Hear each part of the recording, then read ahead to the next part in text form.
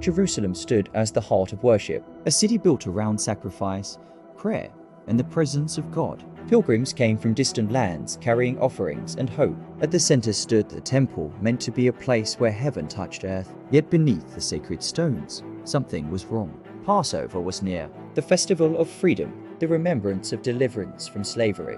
Thousands moved toward Jerusalem, believing they were drawing closer to God, unaware that worship itself had been corrupted. Jesus walked into the city quietly. No trumpet announced him. No crown rested on his head. But his eyes saw deeper than the crowds. He was not impressed by appearances, he searched the heart. Jesus stepped into the outer courts of the temple, the very place meant for prayer by all nations. Instead of reverence, there was noise. Instead of worship, business ruled. The house of God had become a marketplace. Animals were sold at inflated prices. Money changers exploited the poor. Faith had become a transaction.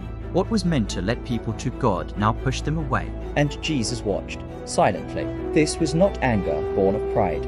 This was holy anger, the fire of righteousness burning against injustice. Jesus was not defending tradition. He was defending God's heart. Suddenly, Jesus acted. Tables overturned, coins scattered across the floor, animals fled, order collapsed, but truth stood tall.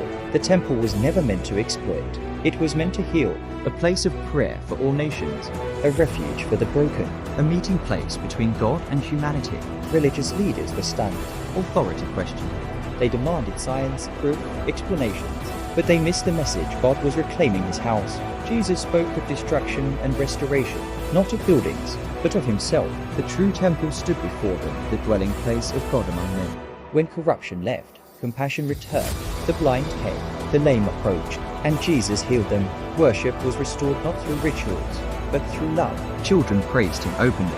Pure voices filled the courts. Unfiltered faith rose higher than religious pride. God was glorified not by systems, but by sincere hearts. This story is not just history, it is a mirror. God still cleanses temples today, not made of stone, but made of flesh and spirit. Our hearts are now his dwelling place. What tables need overturning? What distractions block true worship? God desires purity, not performance. Relationship, not religion. When Jesus cleanses the temple, he does not destroy, he restores. He removes what corrupts so holiness can return. If you invite him in, he will clear the noise, heal the broken places, and turn your heart into a house of prayer again. This is not condemnation. This is redemption. Let Jesus cleanse your temple today, because where he reigns, worship lives again. If this story spoke to you, like, share, and follow for more powerful Bible stories that transform the heart.